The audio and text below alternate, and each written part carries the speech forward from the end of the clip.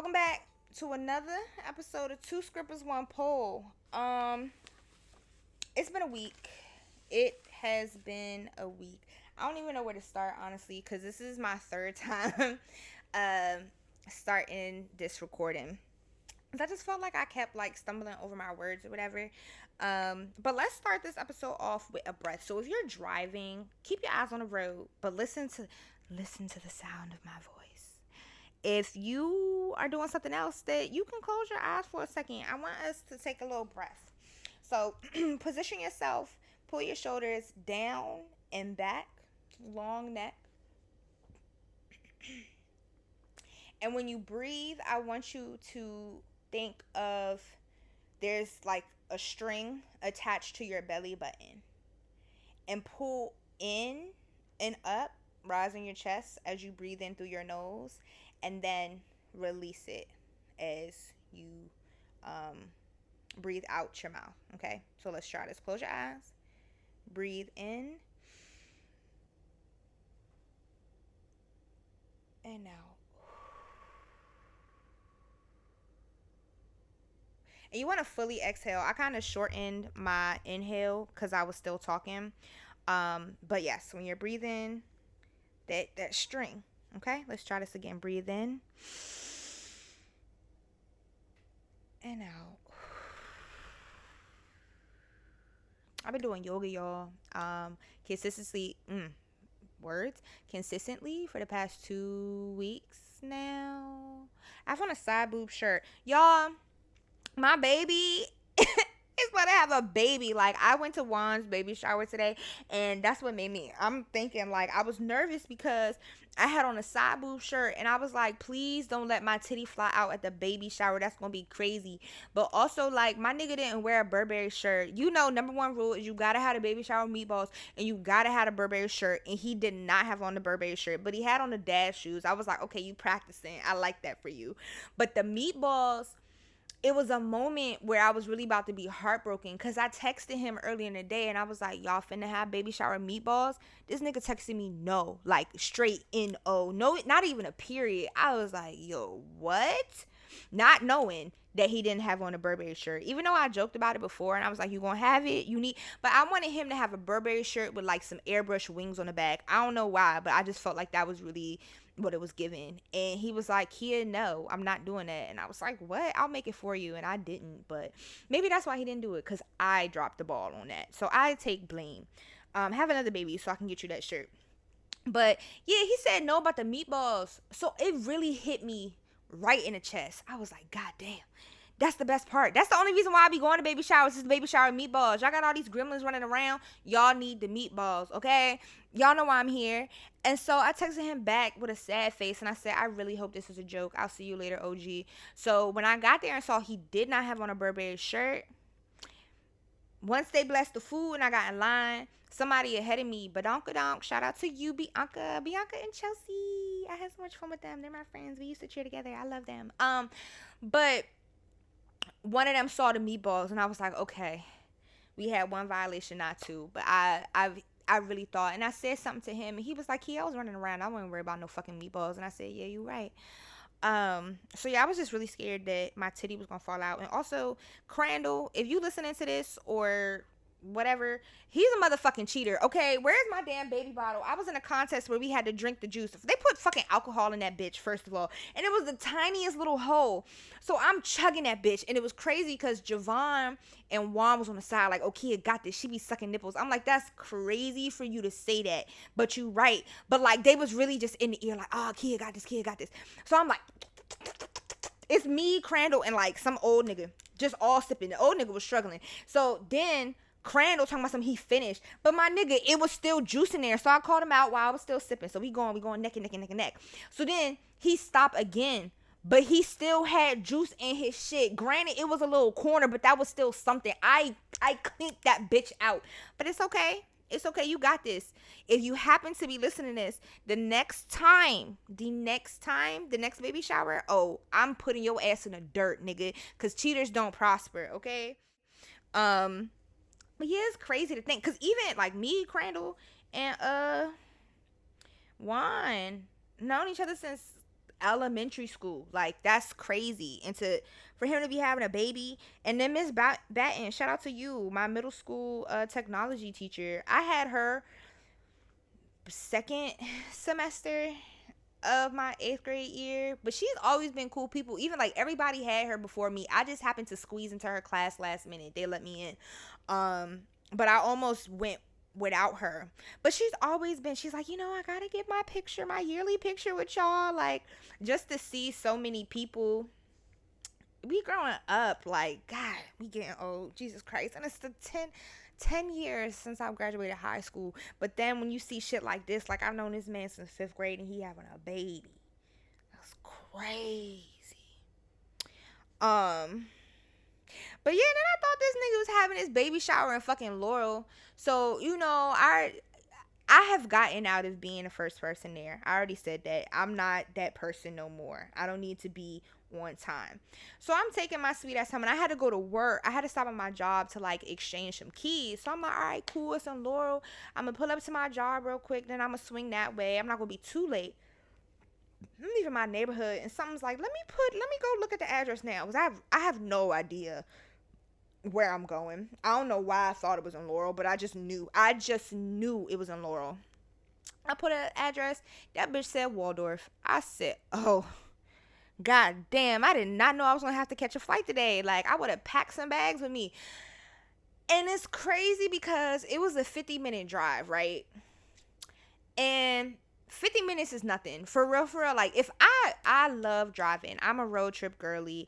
And another drive that I have to make is an hour multiple times a week. So I'm just like, it's really not that bad. You know what I'm saying? But it was something about the drive there and back. I think the drive there was agony because I really thought I was walking into no meatballs. You wrong for that, Juan. You are.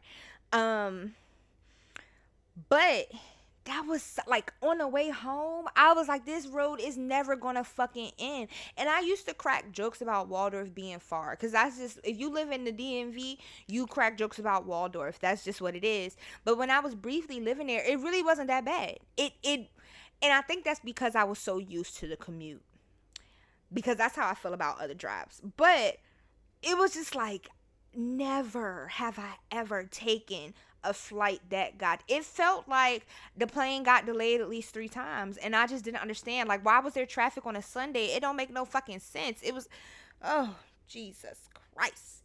But yeah, that's that on that.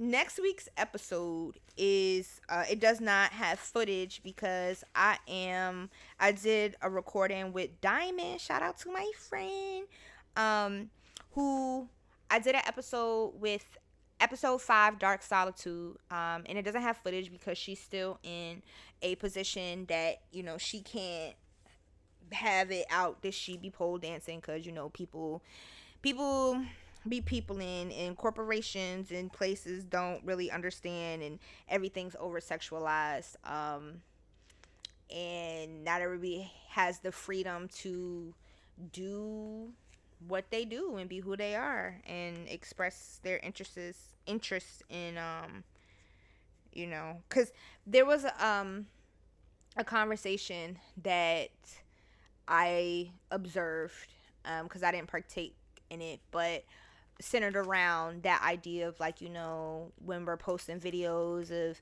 people in the studio or people in the background and stuff, just like, giving people, asking for consent, essentially, if people are all right with being in the background of the video or being the subject of a video.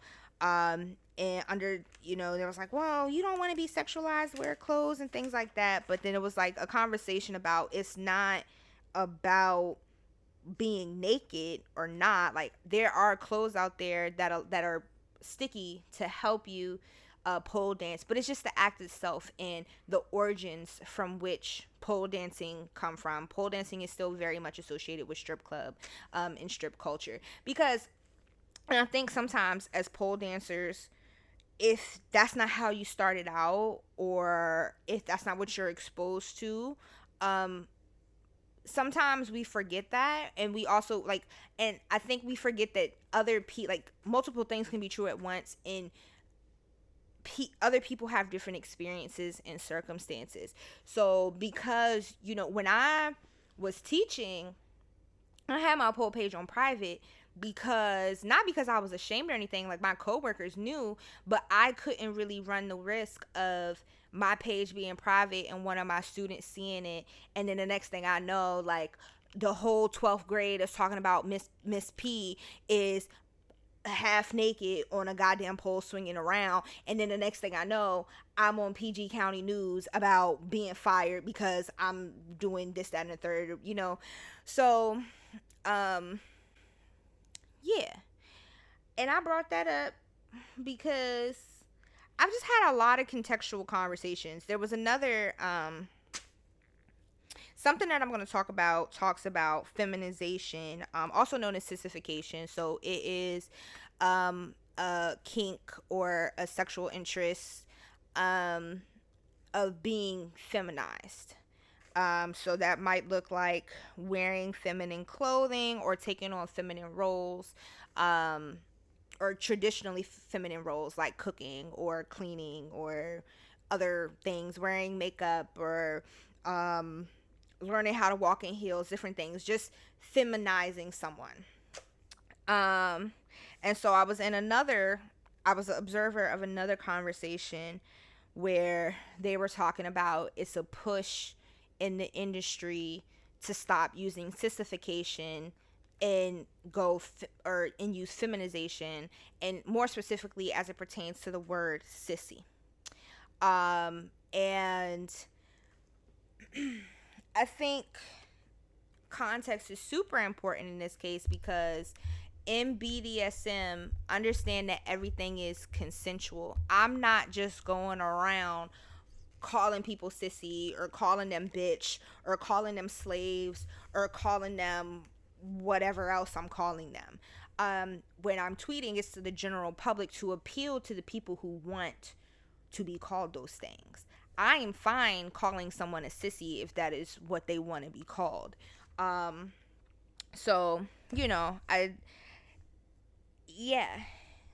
and so I bring both of those up in the most awkward way, I feel like, because I always have to do things awkward. In the conversation that I had with Diamond, I was talking about being excited to go back to school, and I missed my cohort, and how I actually felt. I think I talked about that part in terms of being prepared, because y'all, I actually read the syllabus, all of my syllabi, before the semester started, and I felt prepared. I did the homework. Like, grad school started like a week or two before school, so I actually read my assignments. I didn't start any artwork yet because I wanted more clarification once we started in class, and I have a couple pieces that I want to talk about today. So I've just been in the thick of that, and I haven't been recording because, one, just trying to make sure I stay on track, and I'm on track for school, and of course it's a lot of work again. Oh my god, it's so much work, but I'm actually having fun, and I'm making a lot of artwork that has been interesting. And I have a lot of counter transference and transference happening. And transference is when a client projects onto you, and counter transference is like your reaction to the client, whatever it is they're talking about or experiencing, and like you're having kind of a reaction with that. So just seeing a lot of examples of transference, and have been experiencing a lot of counter transference. But I've had a little bit of transference too in making some of this. So let me just get back on track. So we were there was a brief moment where we were talking about feminization, and it just so happened that night, the first night of class, in my process class, in process, we're talking about just the artistic process, and also processing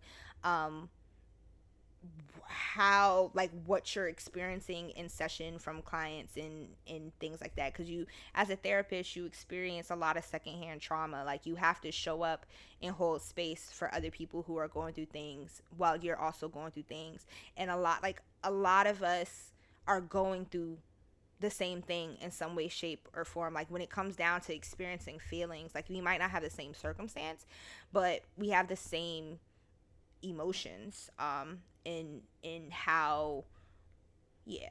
So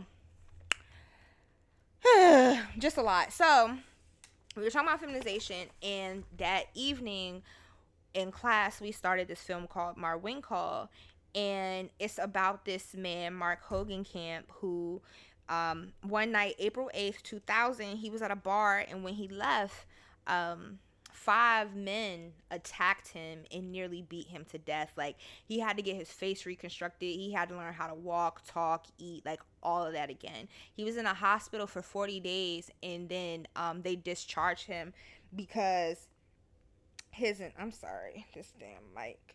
Well, really, I'm not sorry. I really only use this mic to record now because I take the audio from GarageBand and overlay it on here so that it sounds better. Um, so I'm still in the habit of saying I'm sorry because this mic be sounding crazy. But also, like, that's why y'all need to give me new mics, please. So that I don't have to do that overlay. I'm trying to, I got so much work to do. We trying to make my life easier. You know what I'm saying? So yeah, he got discharged from the hospital because his insurance could no longer pay it, and it was like he needed so much therapy that right when it started to get better for him, and he's just starting to like get a little bit back, the U.S. sick care, because it's sick care, not healthcare system, snatched it right from him. Oh, there we go. I can hear myself better and clearer now.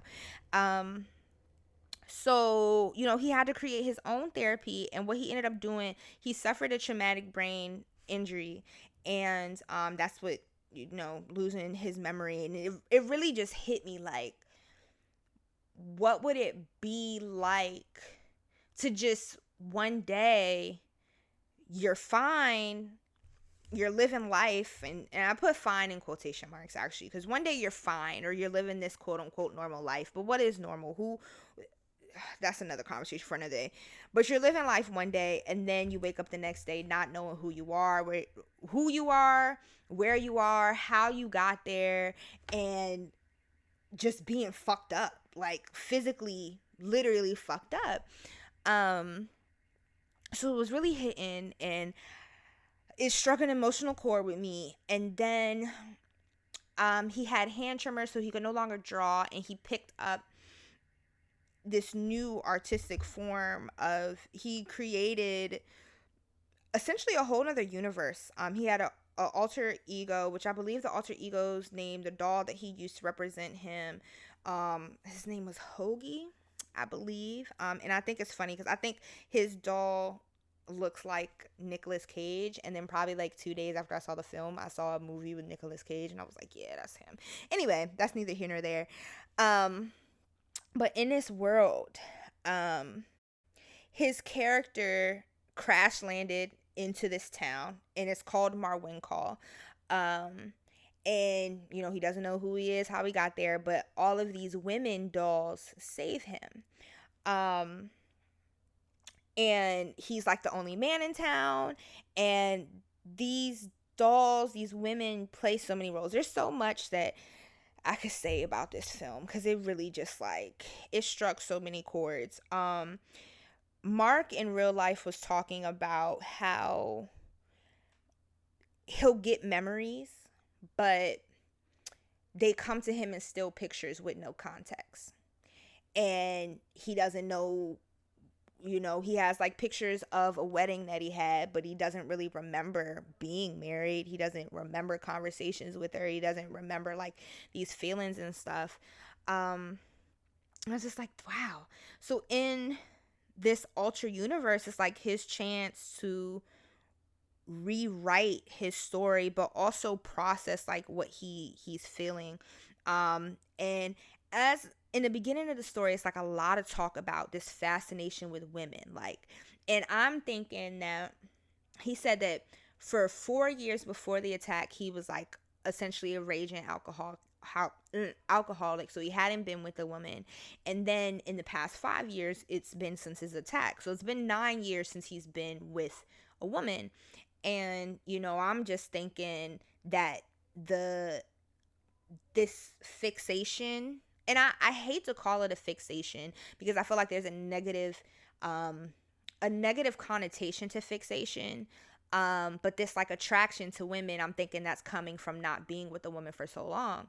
But then when my teacher first proposed it to us, she skipped through it and there were parts missing. So then I was just really just drawn to it. There was like a scene, his mom was in the beginning of it, and she showed her doll, because he has dolls. He has alter ego dolls for people in his town. So he's recreating his life within this world. And Marwin Call, the name comes from his name Mark. And then I didn't hear it, but when we were discussing in class, apparently Wendy is the name of the woman who saved him that night, who found him after the attack. And then Colleen is the name of the first woman that he like loved. It was his neighbor.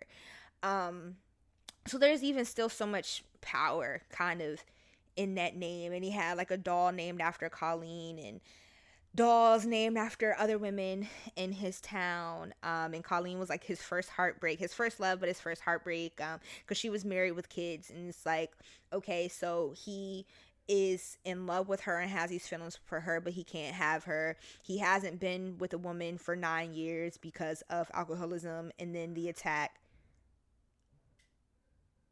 I don't know if y'all can hear that, but somebody is yelling in the hallway. um it's a lot of noises happening right now. um you had the woman who saved him, and just he's talking about sex. He has this like hyperfixation on just women and feminine presence. And what the fuck, I think somebody fighting. This is why you mind your business anyway.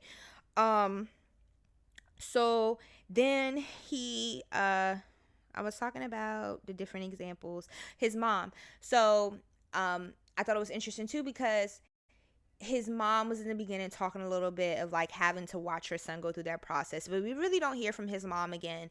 And then he has his mom as a bartender, which I also thought it was giving what seems to be a lack of relationship that his mom. And see, I be like looking at things from a therapy lens. I be like, dang, there's just so much there.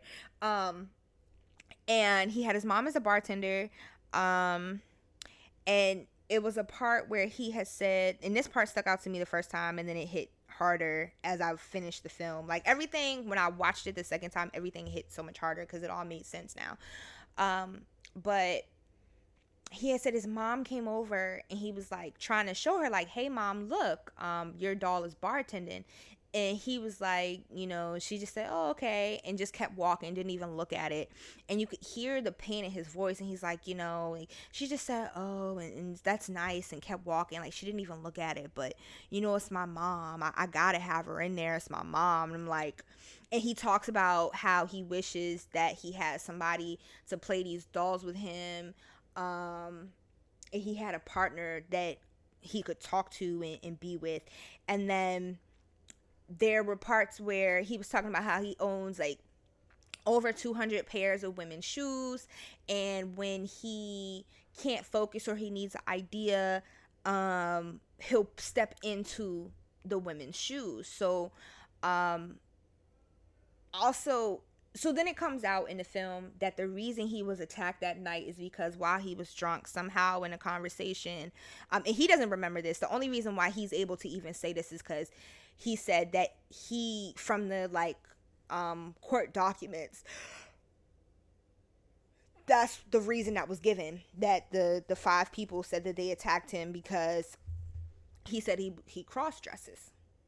And it's just like, it really, when I heard that made my heart hurt so bad. That like, why are you, it's one thing if you don't want to, nobody's making you put on a dress or put on women's shoes or pantyhose or whatever the case may be. Nobody's forcing that on you.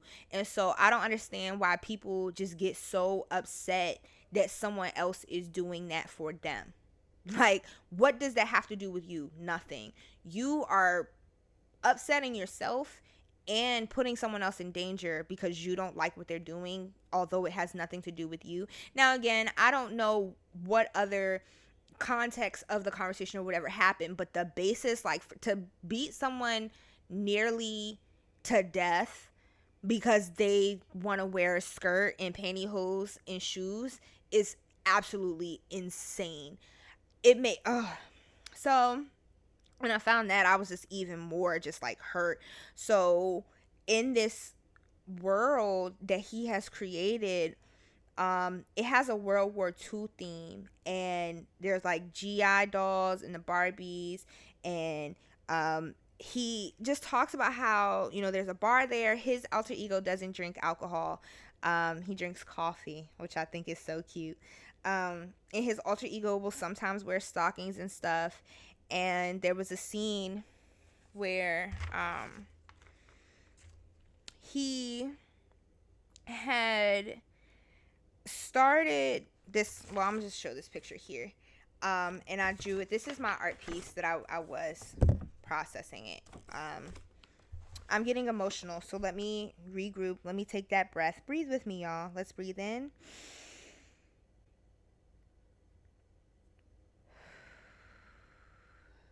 And out.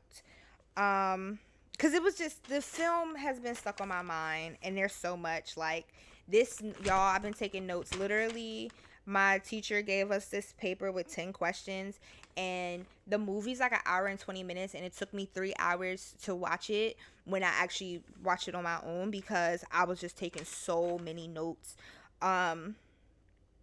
And I just, like, I want to make sure that I get the point across and I do him justice because I think it was just so powerful. And so in his process, because this is what we were talking about, the women's clothing for him was powerful in many ways because that is what reconnected him to his prior self. And it's interesting because it's like that is positive in a way because it can, you know, not having any memory or connection to your prior self, but to still have this come through, like that is a part of your identity and who you are, and to have that part still be relevant, but then also thinking about how like that part of your identity is also what got you here because someone else couldn't regulate and just mind their business. But then the role it plays in it helps him ground himself and be able to think about how to do things and what, you know. And you see his alter ego doll playing with that, wearing feminine clothing as well. The role of the camera, I may or may not have said this part already, but he was saying how he sees his memory in still images. So this camera, you know, he'll set the dolls up in a certain way and play out these stories. Like they were talking about, his friends were in the documentary, and he has like dolls that represent the people in his life, and they are really getting into it. His friend was talking about, you know, when he's angry in real life, he's able to take himself to this alternate universe and act that out and process those emotions safely for him and other people within this alternate universe that he has created.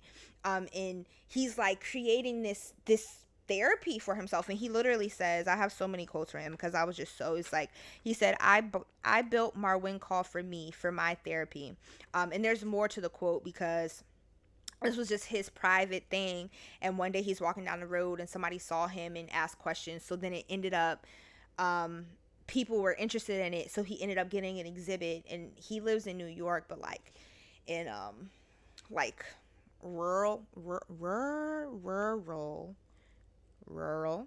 I don't, that's a weird word, New York, but the exhibit was in the city and he hasn't been there. Like he's off in this other essentially world. And the rest of the quote said, And now it's like everybody wants to play in it or be a part of it and everything. And I don't want all of that. It's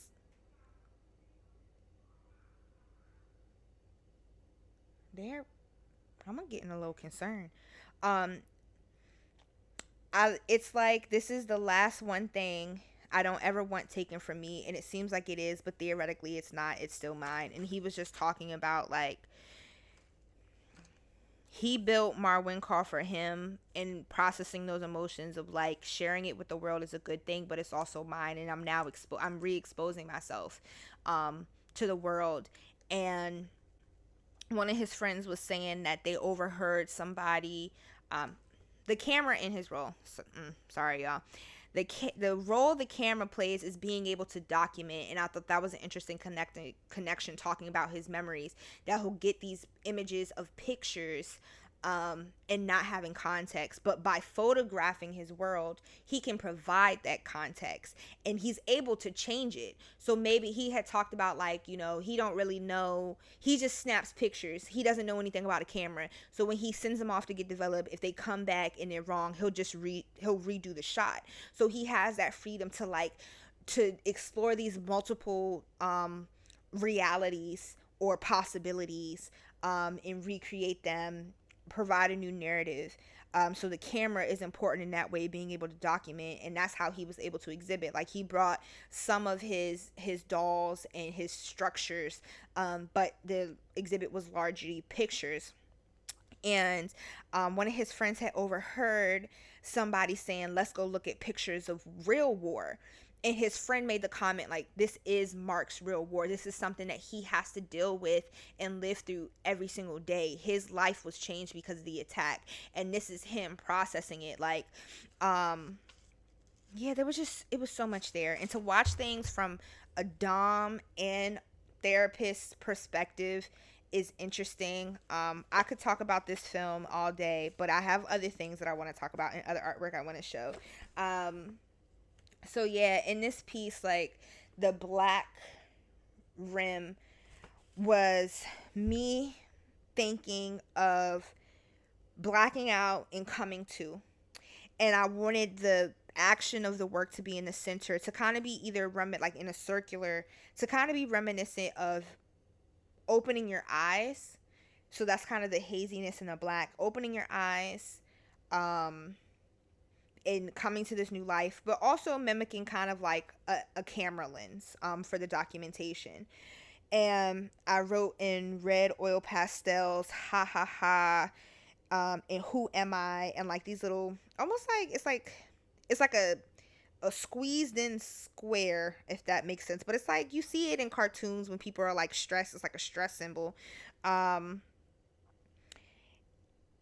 And did I say, and I also wrote, who am I? Because you're waking up, like, what, and he's on this search to find himself.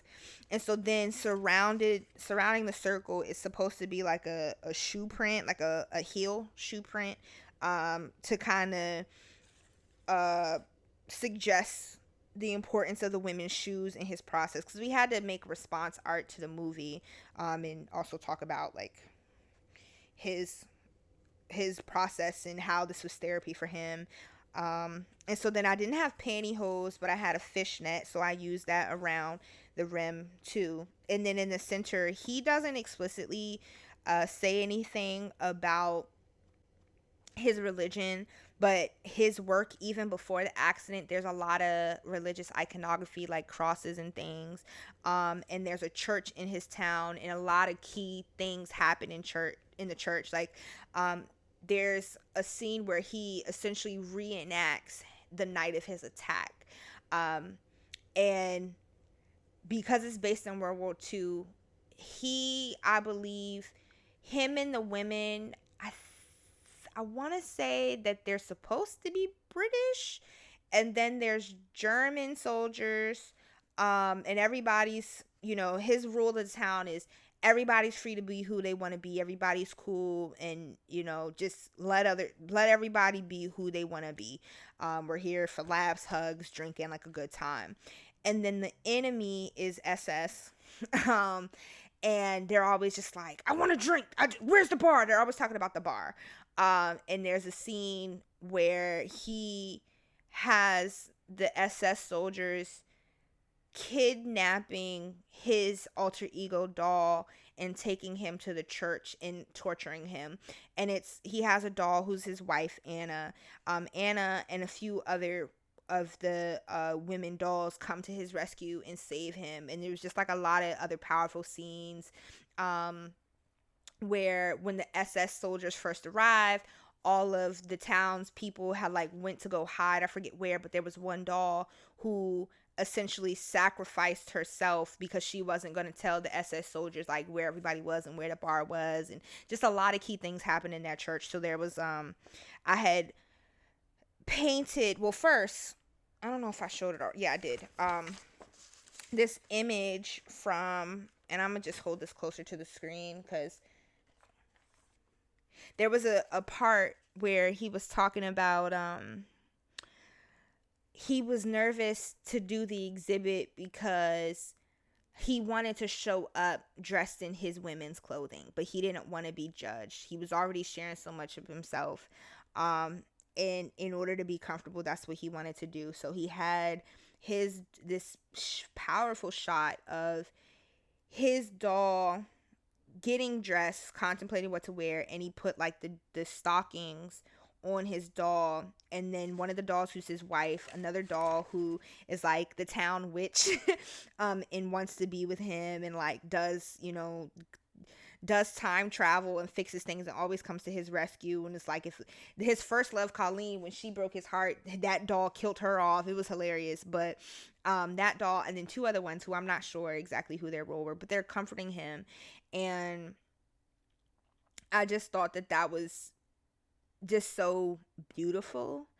And it really spoke to the importance of the dolls in his process, and like how they play all of these roles for him. They play his friend in a way, they play his therapist. They also fill in that maternal role for him. They fulfill a lover's role for him. Like they're playing all of these different essential relationships that he's lacking in real life. So how beautiful that is for his process. So I took a scene from there. Well, I traced this image because I didn't just want to cut this out and paste it in there. I traced this image because I think that they talk about it, but they don't really talk about how important this is for him. Like, it's kind of like a secondary message, I kind of feel like. But so I wanted it to be kind of subtle because, yeah. So I traced that in on tracing paper, and then I painted over that with watercolor, the bench and a stained glass window from the church. And then I answered the question, who am I? And I just put who I am in here. And then I drew like a little frame of like when there's a recording on the old school cameras with the filter where it's like the plus sign and then the squares, like that camera filter. And then I pasted a picture of his doll holding the welcome to my wing call sign. Yeah, so much there. Beautiful film. Mar Wincall, if you ever get to watch it, like, yeah. What else? What other artwork can I talk about? Right here. So this is the I kind of have a title for this series, but I'm not. This is the piece that I mentioned in the episode that I came back to, this collage. And this is the first and only one of the series right now. I still have more, but I got to finish doing my receipts. Y'all know it's tax season. But I finished this piece finally. And I think I love it so much. But I am mad because I didn't realize once I poured the resin on top of it, it erased it lifted all the ink from the receipts. So there are parts where you can see the initial like writing on the canvas, and I had circled the different amounts with the red Sharpie, but you don't see nothing because it just went straight through the canvas. But yeah, I really like how this turned out, but now I know moving forward that I have to put some kind of sealant over the piece before I pour resin, so that I can keep the receipt, keep the ink and the integrity of the receipt. That's what I was trying to say. Um, don't fall over. Don't fall over. Oh my god. Okay. What else am I going to talk about? Y'all, I made a schedule. I've loosely been following. It's been a week. It is. What am I think I said that already. That this. See, that I mean that's. I had a misunderstanding with a friend. I've been loosely scheduling. Loosely following a schedule. I feel like for the most part, I've gotten a hand of school, and I've actually been setting aside time for work. I haven't been doing as much FinDom stuff because now that I'm back in the thick of school, that takes priority. But it's all hard. And I had a misunderstanding with a friend earlier this week that really just like it really took a lot of energy out of me. I was really upset about it, and I still am upset about it, but I'm a little bit more removed, and I feel like I have processed a little bit more of my feelings. I haven't talked to them since, and oh god. I'm hoping that we'll be able to both come down from our emotions and have a conversation, so that we can move past it. But it was a lot, and so I have been this whole weekend. I've been doing so much homework, and it's bittersweet because like I said, I've been looking forward to this semester, and I've been having a lot of fun, and I'm really excited about the projects. Like for my psychopathology class, we're reading the DSM and learning about different diagnoses. So the project for this semester is our teacher picked out 14 different diagnoses, and we have to create these like either 4x6 or 5x7 cards, making a visual representation of how we interpret the diagnosis and what will help us remember it. And then on the back, we have to do like the definition of the diagnoses. It's 8:21 already. Goddamn. And then the code for like billing insurance purposes, and then a few more things. And then with each set of cards we turn in, we have to do a reflection. So the first set was bipolar 1, depression, anxiety, and OCD. And earlier when I was talking about transference, and this is part of what we have to write in this paper, but it was like, it was weird. So I actually read DSM 5 I read the DSM 5 TR for bipolar 1 when I read this card, and it's just like I'm reading it and I'm like, dang, this could be me. But then it's like once you get to certain criteria, okay, now I see why that wouldn't be considered, why I wouldn't be considered for this. And it's like really hard not to self-diagnose when you're reading things, but then you have those like caveats. But then it's also talking about, you got to consider cultural considerations. And one of the things about bipolar was talking about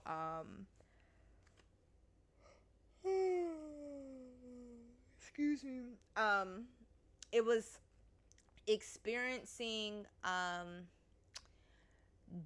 the depressive state of it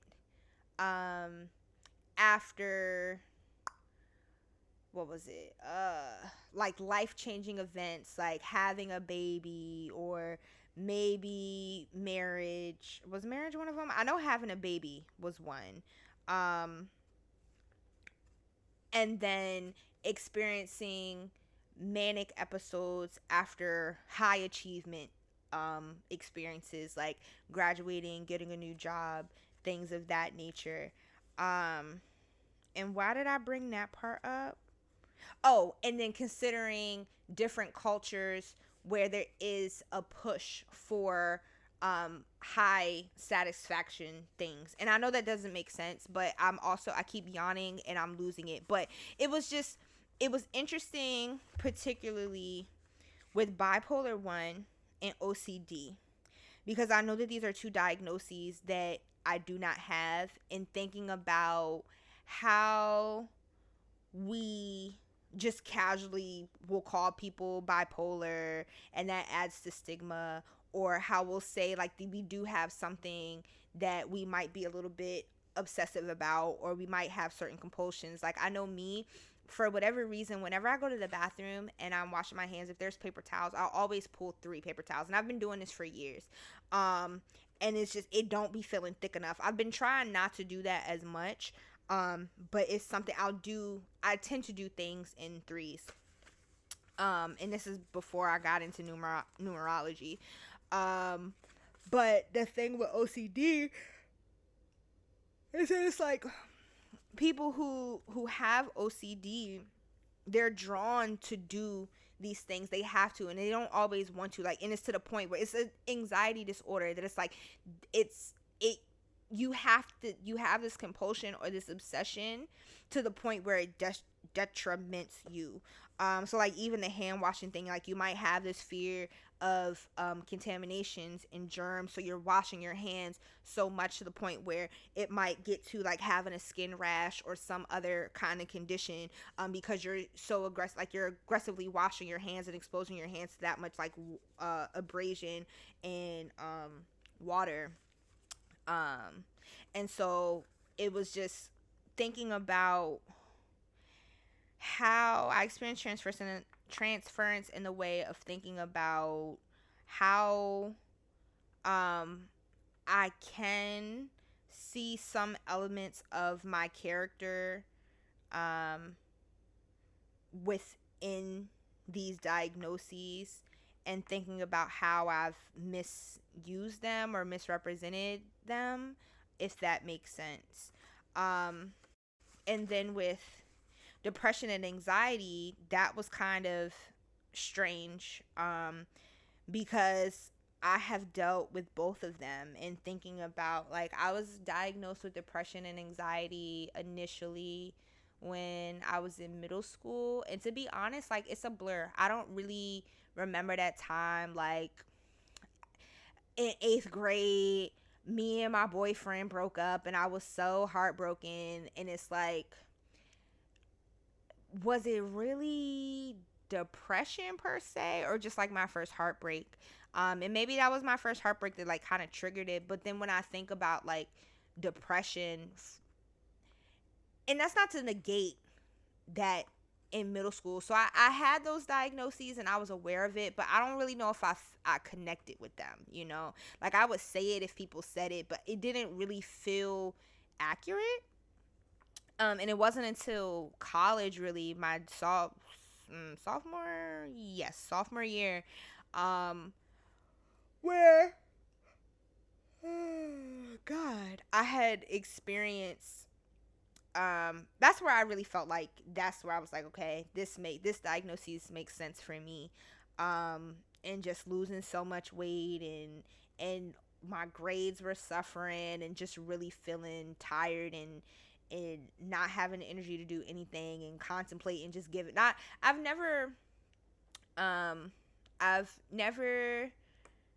don't want to say I've never felt suicidal, but I know that I've never had intention to carry it out.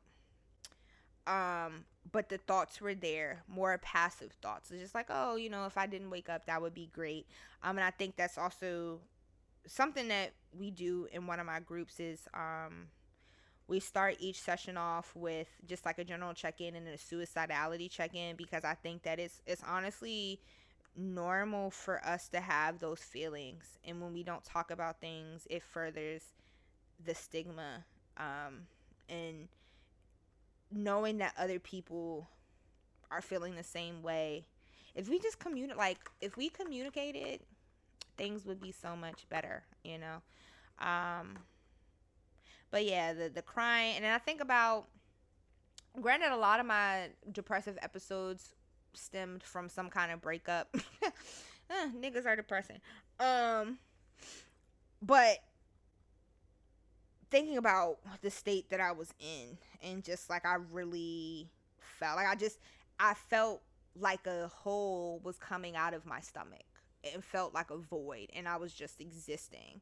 So this card was kind of weird to do, and I feel really far removed from the depressive part of my life. And I haven't, my last depressive episode was 2022, the summer of 2022.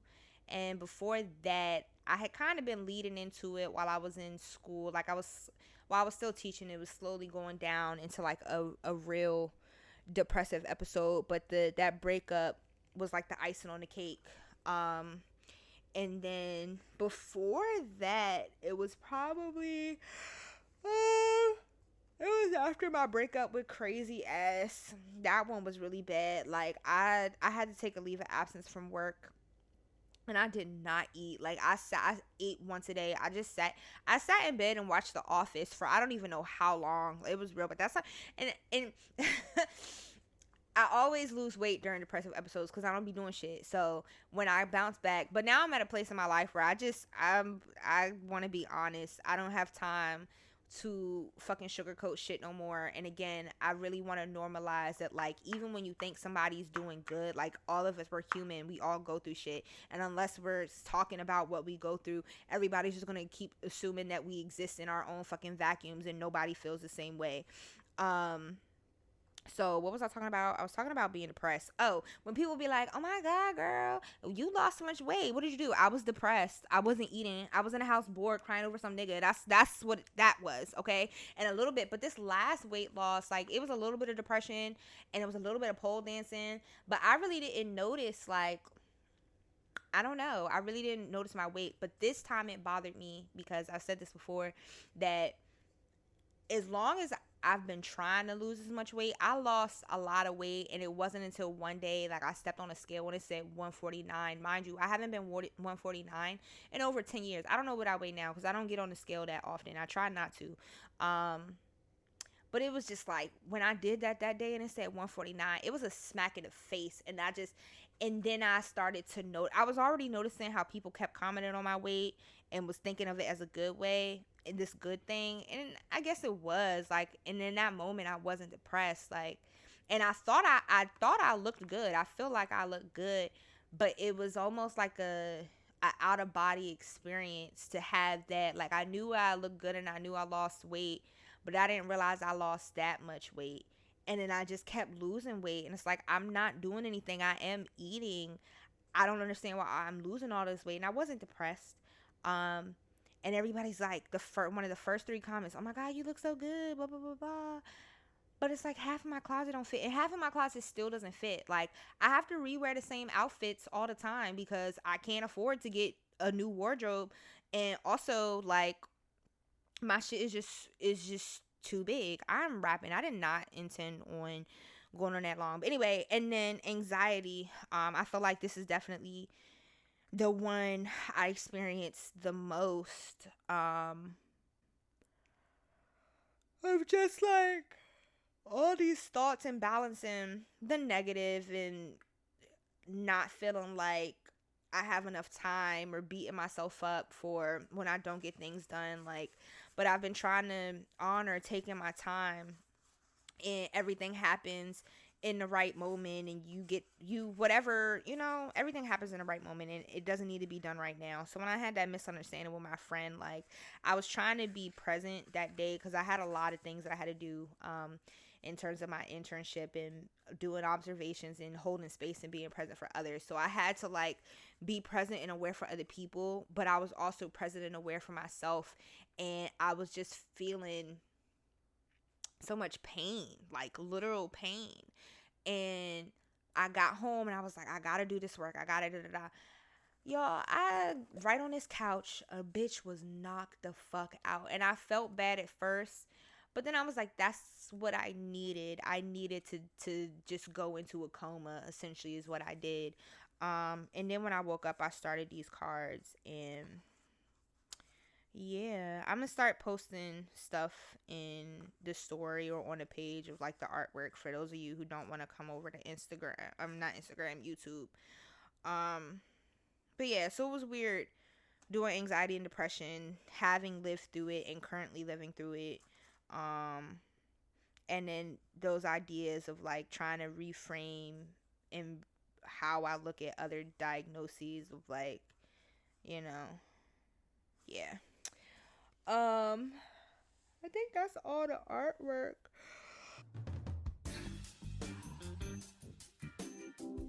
Hey y'all. All 2024, guess what we're doing? Masturbating. You know we love masturbating over here at 2S1P. Right now in my hand, I have my handy dandy motherfucking thrust. And you can have yours too. Head on over to Balesa and use code BB2S1P. Get her done. So you can masturbate along with me. Available in all Patreon tiers. This month on Behind the Scenes Pole Play. First of all, I'm ashy. I believe in ashiness, 100%.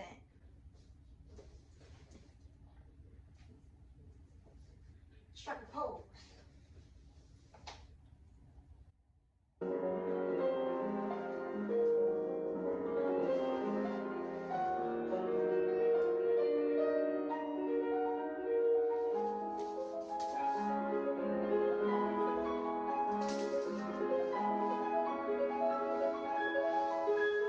Honestly, this should just be called Chopped and Screwed because these edits are about to be crazy.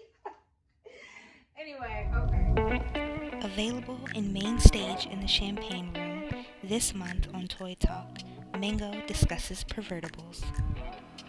Would you use I wonder if you take like a cucumber or something and if it fit through, but then you wouldn't have anything to stop it. Like you would have to, I would assume like if you took your strap on harness and then maybe like you put a lot of tape on the one end and then stick it through the harness, the tape is so thick that it's so thick that it won't go through. I would test that out, but honestly, I'm not using a strap on anybody. I have my strap on is honestly just available only in the Champagne Room this month on Tales of the Central Findom. Mango discusses race play and shares conversations with a sub. He messaged me on the 4th and said, I have to do some thinking today. I'm a 59-year-old white man with a lot to lose. I don't doubt your sincerity in any way. My family would not understand my completely black-owned fantasy, let alone a completely black-owned reality. Temptress, I feel like we are at a point of no return. He's so fucking dramatic, too. Like, oh my God, he gets on my nerves. Temptress, I feel like we are at a point of no return here. My nigga, we've only been talking for 2 days. Like, relax. Fucking relax. It has definitely been a blast, but after this, it seems like it'll be more reality than fantasy.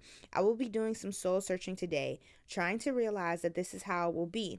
I need to ask you, honestly, are we rushing this? Isn't this tantamount to slavery after this step?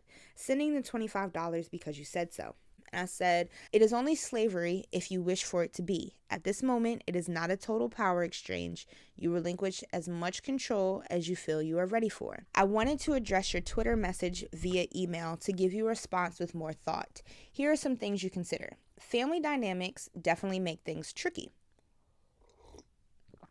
Questions to ponder.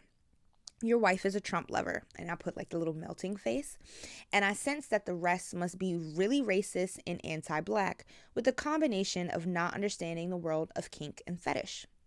What sets you apart from them? How do you use your privilege as a white man to be an ally to my people? Why do you desire to be completely black owned? Other than being attracted to a black woman, what is driving you to turn your fantasy into reality? What would being completely black owned mean to you? What does that even look like? Christ. Yeah, so what's today? Today is February 4th, but yesterday, February 3rd, I attended this National Black HIV and AIDS Awareness Day event, which is actually February 7th. So by the time this episode, let me move this mic.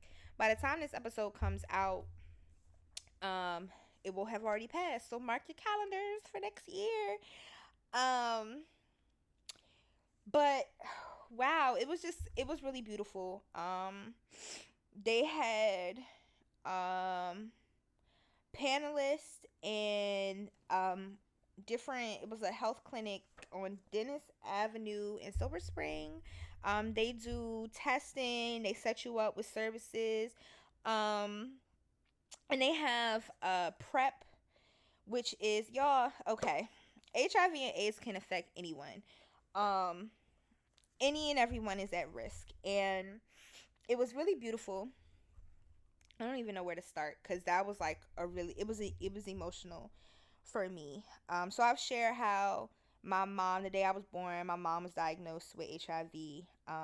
But so was my brother, and I've never said that before because I always wanted to respect his privacy, and now I'm just so proud of him. Like, he participated in an article for POV. Is it POV or Pause? I think it's Pause magazine. I'm blanking. It's over there though. He submitted part of his story, and him and my mom, for the first time ever, shared this stage together and told their stories. And I'm tearing up because I'm just so proud to see, and to this is the first time in my 27 years that I've heard out of my brother's mouth his experience, and to watch him and think about, like, hearing it out his mouth and having lived beside him, knowing that there were some feelings going on but not really knowing what he went through and how he was feeling or why he did the certain things he did, and to hear him just speak so proudly as a lifetime survivor was just really beautiful. And then, my mom commented, I maybe one day I will share that, but maybe I won't. I want their permission first, but I was so proud of them. So um the event, they were talking about um how we're trying to raise awareness about HIV and AIDS, and this push for people to take care. And it's not just a health issue, it's a racial disparity issue. It's all these things are interconnected. And this is part of what we talk about, like in the DSM with the psychopathology, is also taken in into account cultural situations or social geographic considerations and how these things play out.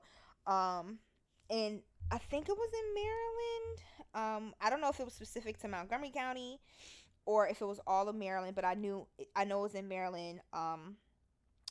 Last, was it in 2022 or 2023? I don't have the year, and I'll eventually get this fact checked.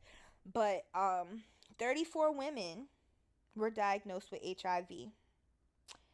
31 out of that 34 were black women. And so they're saying right now that black women are at the highest risk for this. But this, of course, does not negate, like, literally any and everybody can get HIV and AIDS. And so this is the importance of getting tested every 3 to 6 months, whether you are sexually active or not. Like, if you've ever had sex, and even if you haven't, like, it doesn't hurt. That's just like extra peace of mind, right? But even if you haven't had sex with someone in years, still get tested, because unfortunately this is a disease that can go years without showing up. And yeah, it was a lot of emotion. They were talking about that first, and so that really, hit home, being a black woman and just like thinking about how lucky I've been and continue to be, and also thinking about just making sure to spread the word for everyone to stay on top of your health. Like, protect yourself, because you can't trust people. And it's not even about trusting people for real. Like, it's just you never know. Like, there's been instances, I was reading a story how this one girl had been with her husband, and they had a child. They've been together for 5 years, and she hadn't been with anybody a while before that, and she had said that she had gotten tested before and it came back negative. And this is not to scare anybody, but again, like, let me finish this sentence. And it was like years into the relationship, she done had a baby, and now she's testing positive for HIV. But her baby and her husband tested negative, and they continue to test negative. They're fine, but it's just like you never know. So stay on top of your health, because nobody's gonna know your health better than you do. Um, and yeah, it was something that I was gonna say before that, but I was like, let me not lose my train of thought on that. It is a disease. So what happens is the HIV virus comes into your body and it starts attacking your T cells or your white blood cells, which because they think that that is the virus. The HIV cells attach to your T cells, which then make it start attacking other T cells. So your immune system is literally destroying itself. Um, and when this happens, if the okay, is this okay? When that happens, your immune system is weakened, so it makes you more susceptible to other diseases. And when you really think about it, all of these things kind of play hand in hand, like not having mental health services. And one of the speakers, he was talking about how he was really powerful too. He was like, in his 20s, he had been diagnosed with bipolar 1. He had been assaulted multiple times. He just wasn't like, he was just really down bad. He wasn't worried about his mental health. He wasn't worried. He was just drinking, blacking out, going to work, and just, there was so much stuff in all of these blackouts and all these other things. He wasn't taking care of his sexual health. He was just doing whatever to help him feel some kind of release. So that's drinking alcohol, that's having sex, that's putting yourself in not safe situations, spending all of this money. And he unfortunately had been sexually assaulted multiple times, and then he received this diagnosis of HIV. And it's just like how all of that kind of played, and had he had certain resources, maybe things would be different. But I loved hearing him talk, because he was saying, at first I was thinking it was this horrible thing, but everything happens for a reason. Like, this is my blessing. It's put me, he's now he has a graduate license in social work, and he's trying to get these resources for other people, so that other people in his shoes, or preventative measures, because we really want to prevent things, but just providing these resources for people when they need it. And my brother was talking about the stigma growing up of, like, there's so much there. Man, it was a lot, and it was beautiful to hear both of them speak. And I heard parts of my mom's story. I never heard parts of my brother's story. But also thinking of, like, part of my story and all of that, like, my brother was just talking about, well, my mom was talking about how, my birthday changed the trajectory of all of our lives, having this diagnosis. And, at that point, my brother was 5, and one day you're fine, like Mark, one day you're fine, the next day your whole life has changed. You're 5 years old, and now you got to take medicine, but nobody's telling you why. Oh, you're just sick, but yesterday I was fine. So then you get to this part of, like, okay, I'm taking all of this. I don't want to take pills, and nobody's answering my question of why. What happens if I don't take it? So there was a lot of defiance there. And then having interactions with people who were supposed to be family members or being close to you, having these negative reactions to you, and you're like 10 years old internalizing this, like, damn, I'm dangerous. And I remember us going to therapy, and the therapist was telling us about what the virus was. And I remember these coloring sheets where we were drawing the virus, and she was just kind of walking us through how this works. And my brother had mentioned how she was like, this is what you're living with, and you can't tell anybody, because if you tell people, then they're going to treat you differently. And I have vague memories of this. I never really talk much about it because for a long time I felt like it wasn't my story to tell, but it is my story to tell because we each, like, all of these things can be true at once. And it all affects us in different ways. So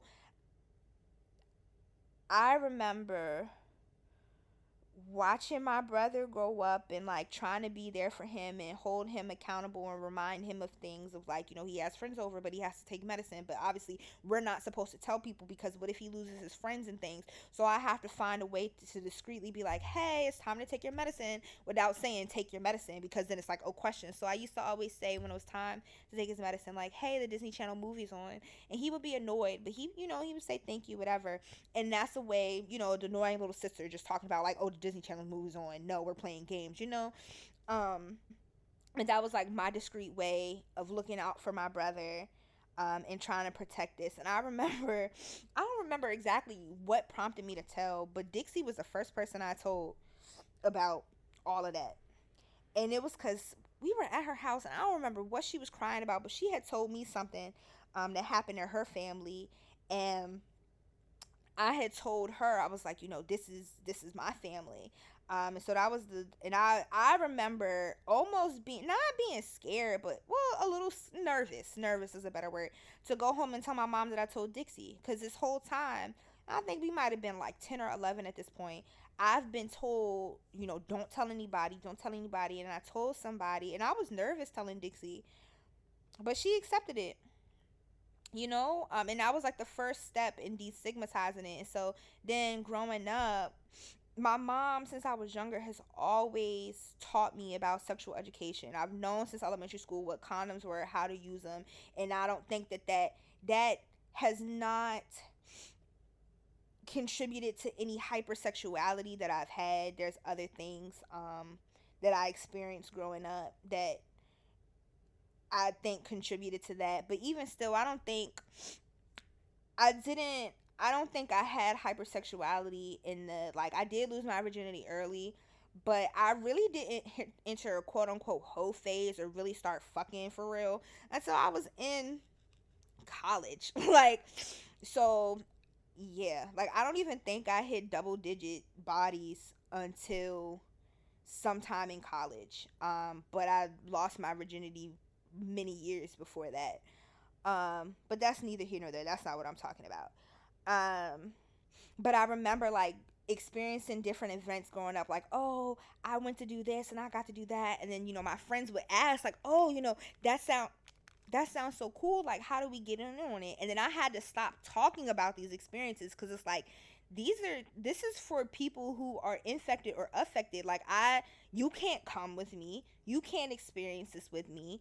And so having stigma in that way. And I remember in high school once, it was like, it was something so ignorant. It was during cheerleading practice too, and I don't remember who said it. It doesn't matter who said it, but somebody was talking about, like, the speech Obama had given the night before, and they said something along the lines of, like, oh, Obama's speech gave me AIDS last night. The most ignorant comment I've ever heard. And I was like, you don't get HIV or AIDS from that. Like, you get it from sex, you get it through blood transmission, or through birth from mother to child. And it was like, well, how do you know that? And so I always had to kind of think on my feet of, like, well, how do I know that? Oh, I pay attention in health class. Or, oh, I had to come up with this other thing because, one, I felt like it wasn't my story to tell. And two, people automatically assume that I'm the one that has it. But that doesn't matter. I remember in college when I was on a board for this organization, and we were having our annual banquet, and it just so happened to fall on World AIDS Day, December 1st. And so, I always make it a big deal to wear red on World AIDS Day.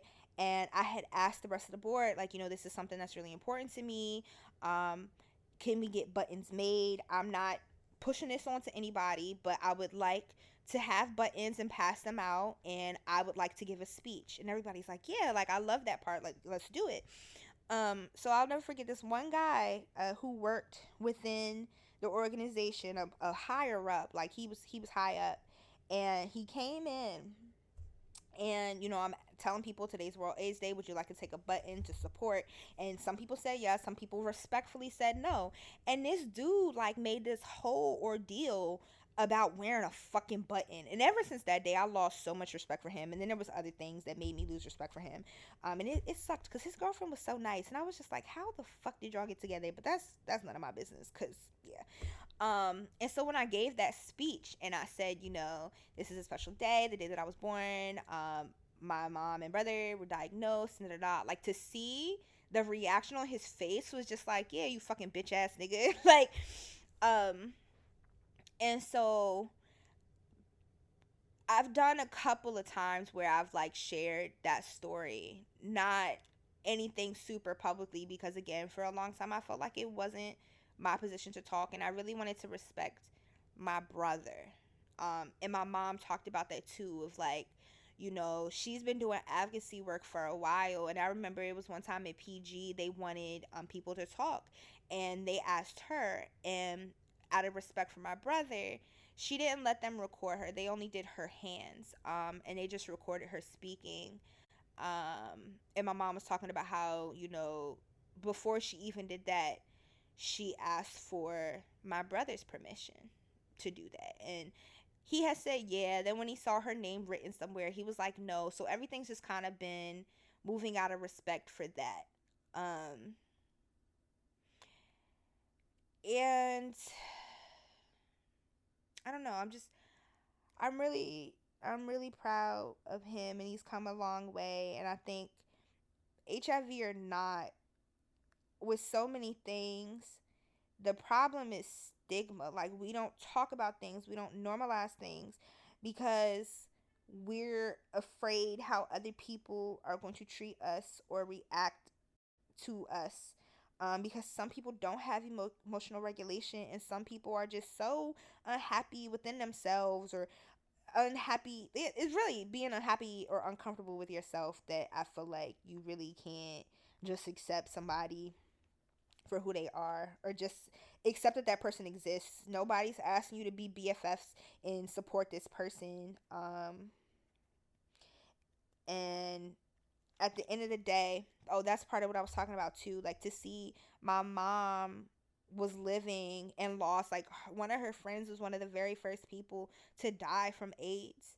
Um, and she's like, he got this diagnosis, and she just talked to him on the phone.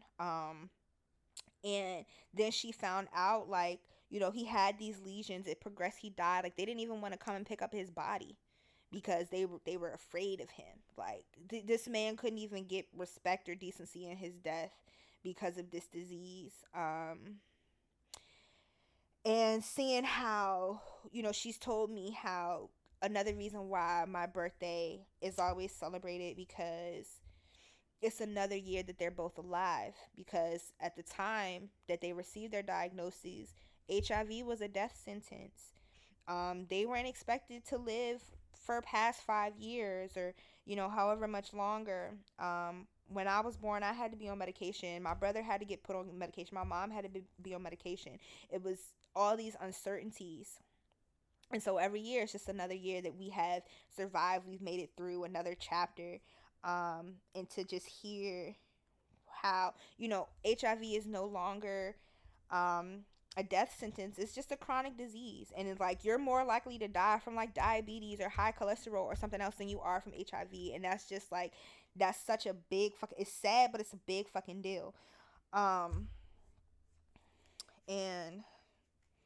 yeah, HIV or any other stigma related thing, like, at the end of the day, stigma is the disease. It's what's like, stigma is deadly. Like, making people feel alienated and not giving them the space to talk. And sometimes it's not other people, it's how we internalize things. And my brother said that a turning point for him was going to different groups and realizing that there were other people that had these same feelings or experiences, and being able to come together and hear each other's stories and empower each other was something that was really meaningful to him. So yeah, it was just a lot. Oh, I'm about to start crying on the internet. But yeah, so there, let me talk about PrEP. PrEP is pre-exposure prophylaxis. So this is a preventative medication that you can get on to prevent you from getting HIV. Like, you should be using condoms, you should be getting tested regularly, and this is just extra protection for yourself. You know, this is not to say that your partner's untrustworthy or whatever, but there's so many different things that can happen. You could be in the healthcare industry and you're taking, I have a friend who's in healthcare, and he was taking out trash, and a needle stuck him. One of the hazard needles stuck him, and that's how he got HIV. Obviously, I know someone from birth. There are people who've gotten it from sex. Like, it can literally happen to anyone. So PrEP makes it so that the HIV cells cannot attach to your T cells, making it, I don't want to say impossible, because nothing's impossible, but greatly reduces your risk of contracting HIV. And so something that I didn't know is that they have now developed, if like pills aren't your thing, because my brother was talking about that. He wasn't a pill person, and a lot of people aren't pill persons or pill people. You do have to take the pill every day to be for it to have the most effect. But then they were talking about, one of the panelists was talking about how, excuse me, that's not for everybody. If you forget your pills a lot, to advocate. Sorry, y'all that are listening. I don't know why I'm like so burpy and yawny today. Um, but there is a shot version that you would take every 2 months called, the abbreviation is CAB, but it's cabotegravir. Cabotegravir, I think that is CAB, or the brand name is a pretude. I don't know, but yeah, you get the shot every 2 months, and apparently they're working on, like inject mm, um implants and other things to lower the risk. So I just think this is beautiful. So, you're a person in a lot of like clinics, it is covered by insurance. Clinics have access to, if you don't have insurance, you can go to clinics. There are several clinics that'll like get you started on the medication. Like, they're not going to turn you away. They'll get you started on the medication and work with you to get resources that you need. Like, y'all really need to start taking advantage or looking into these resources, because this government is shit, this world is shit. Ugh. And yeah, so I know one place that I always tag a lot is, AIDS Health Foundation, AHF. They have free clinics. I know that they on the East Coast. Like, I know there's, Maryland, there's, New York, there's Philly. I don't know off the top of my head where else. I think there's some other clinics, AHF.org. Go check it out to see exactly where they are. And then just look at your local clinic and see what they have. Um, but yeah, we gotta be protecting ourselves and taking care of ourselves. It's a mm, mm, mm, mm. Yeah. I'm going on an hour and 19 minutes at the time of this, but I gotta add the ads in and stuff. Is there anything else that I want to talk about? I feel like I said everything. Let me see. I wrote down some notes about. I talked about all of those. Um, yeah, I got a fart, bro. I farted the other day in a car, and my driver's side window be taking forever to roll down. Like, I don't know, that bitch just stuck on stupid, and it smelled like a hard boiled egg, and I was fucking dying in that car, bro. Like, oh my god, I don't know why my farts be like OC potent when I be in the car. I'm just like, damn. Oh God, choked on some spit. Um. Ooh, my ear itch. Oh my God. Oh God, that was really uncomfortable. Jesus Christ. Let me see. I had taken notes on, was it episode 23, or was it? really know what episode this is about. Oh, okay. Well, let me just say this real quick. Let me talk a little bit about Patreon. So, if you have not already joined Patreon, what are you doing? Join Patreon. Come on now. Um, you will find more shenanigans because y'all love the shenanigans here. There's 3 different tiers. There is house fee, which is, I changed the prices of them. I think house fee is, let me just pull it up real quick. Hold on, quick intermission.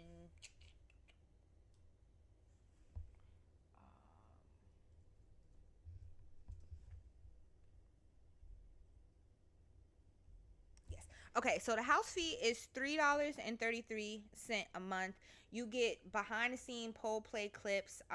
Season 1, the original, because before I took the break, I used to post full episodes on Patreon, and not all of them are there. Let me see what episodes are there. So, oh God, what is this? Collections. Full episodes. There are 11 episodes. So if these are any of your favorite episodes, let's go look. Episode 4, something burning out here. Episode 7, teach me how to cook. Episode 8, niggas get dick cheese. Episode 9, farting water with Katie and Molly. Episode 11, comparing me to me. Shout out Mayday. Episode 14, experience the nut. 16, surplus to cock rings. That was with Rhea. Shout out Chew. 18, listen here, bitch. 19, super torpedo squirt. 20, bitches be farting. And 13, these rolls getting buttered. Those are all on Patreon from the original season. Then what else is on there? I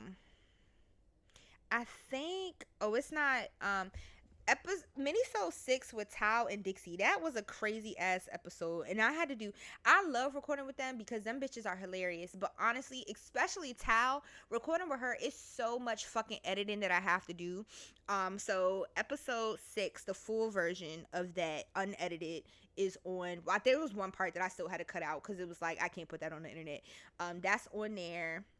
And it also tells of a sensual findom episode with Tao is also on there. So back to what I was saying. So in the house fee, that's $3.33 a month. You have access to behind the scene pole play clips, which is, if you following us on Instagram, the behind the scenes play video, like the full video of my reels for the pole dancing reels for the month, the original first season 1 episodes, and then some bonus audio.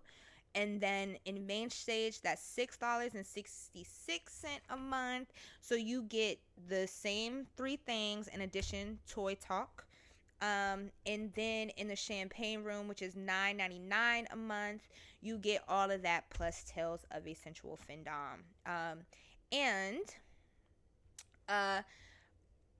You can sign up for main stage for a free 7-day trial. So head over to Patreon, y'all help a sister out, because a bitch trying to quit her job. You know what I'm saying? Like, I'm trying to people keep asking me what are my goals. I have so many goals, but essentially a baby girl's trying to work for herself. Okay, I need to make my own money and stop letting all these. Speaking of making money though, so I haven't really been doing much findom stuff. I'm gonna wrap this up soon, I promise y'all. I haven't been doing much findom stuff because I've been in the thick of things at school, and like this past week, I don't want to say I fell behind, because I was just experiencing so much hurt from that conversation with my friend, and essentially it was just like there was a misunderstanding and we could not come to a common ground. I just think we both were seeing different sides of it, and that's all I'm gonna say on that. And I felt bad about taking my nap because I was like, oh, I had plans to do this work, and now I'm kind of like, oh, I'm not scrambling, but my professors be like, oh, you should only be doing like 45 minutes of this. But making art is fun. Being an art therapist is fun because I get to make so much art, but then that's also the other part of it, is like I have to make so much art. And then the writing part, I understand the significance in writing of it and writing about it and the processing of it all. But it's like, damn, if I could just make the art and not have to do the other piece, that'd be great. So because I've been trying to make sure that I get all of that done, I haven't been as active on Twitter. I haven't been as active on my clip sites, and I go back and forth. Like, I'm still trying to figure it all out. And so I did a little bit of pre-scheduling. I think I have at least something being posted once a week on Twitter. The auto scheduling, if you're going to be any kind of content creator, oh my god. So I've gotten a better hang of the podcast and how to schedule all of that, with reels and with YouTube and the audio. So I'm ahead of that, but I just need to transfer that same energy over to Findom. But it's still just like, it's so many moving parts that it's a little bit hard for me. But that industry will always be there, and again, taking time. And I've been in a lot of spaces. I've been meeting a lot of therapists and social workers lately, and that's exciting.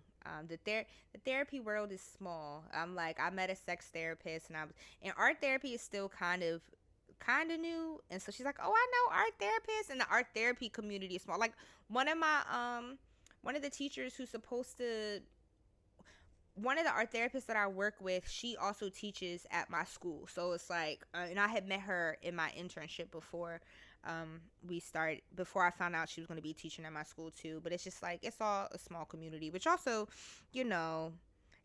it just having to be conscious of, just always being conscious of the things I say and how I do. Like, this is our third time recording this. Not that I was saying anything crazy, but just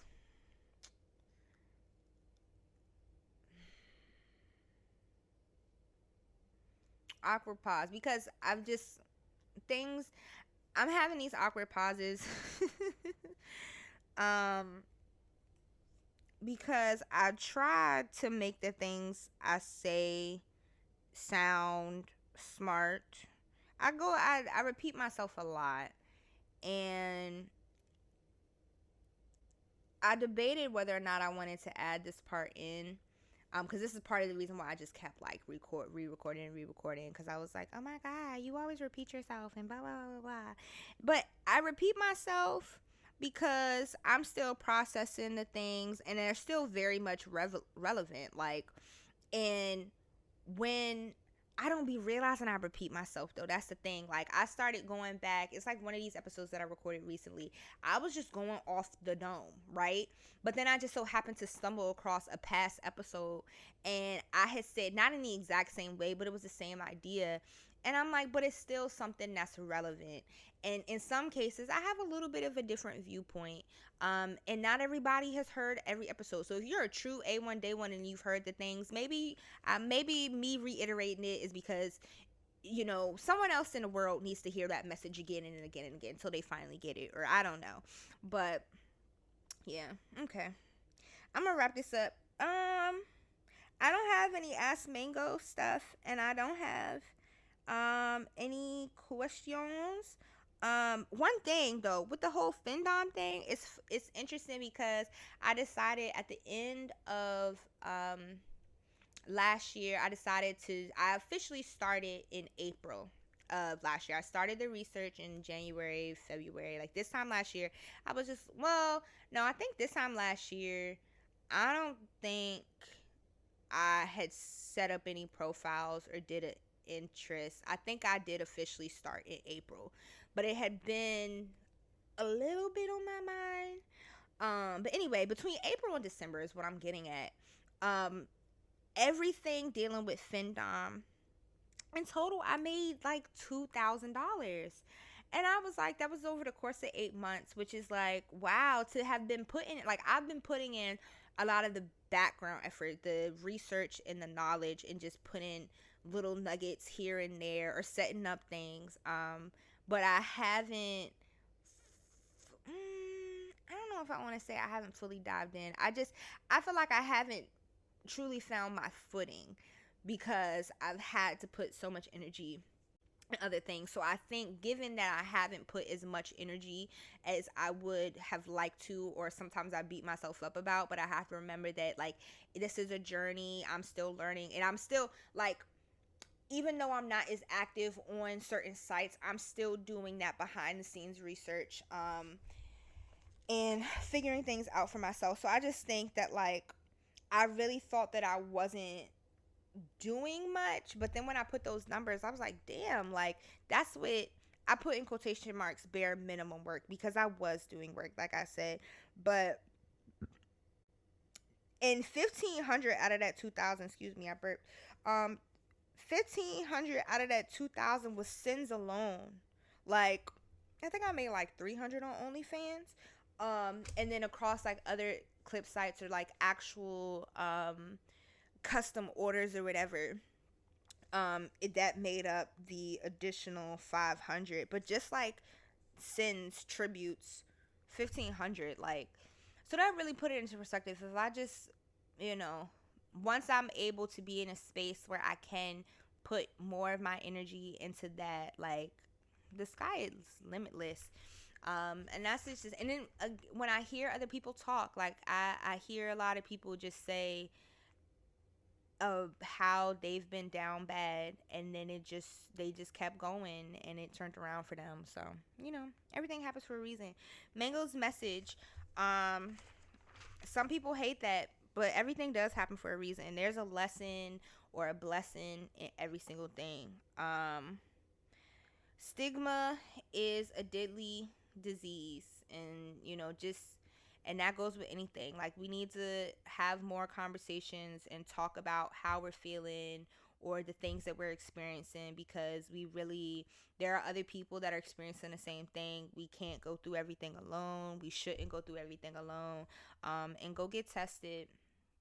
Get tested, get tested, get tested. I will down that hill. Please go get tested. Know your status. Protect yourself. And by protecting yourself, you're also protecting others. Something else I wanted to add is, if you are diagnosed with HIV or some other kind of, like, it's not the end of the world. And with HIV specifically, U equals U, which means undetectable equals untransmittable. So if you are diagnosed, talk with your doctors, talk to caseworkers, social workers, the people around you. Like, go to clinics, find these resources, because there are people out here that want to help you, and that are in this work for so many beautiful reasons. So find your people. But where was I going with that? It's not a death sentence. Oh, U equals U. If you do receive a positive diagnosis, it's not the end of the world. Figure out a treatment plan that works for you. Like, I remember when my brother, like, just to see the evolution of treatment, preventative care, and everything, is like, I remember when my mom and my brother had to take like 4 pills a day. Sometimes it might have been 1 point more than that, but it was like a couple of pills they had to take in the morning, and a couple of pills they had to take at the night, like 12 hours apart.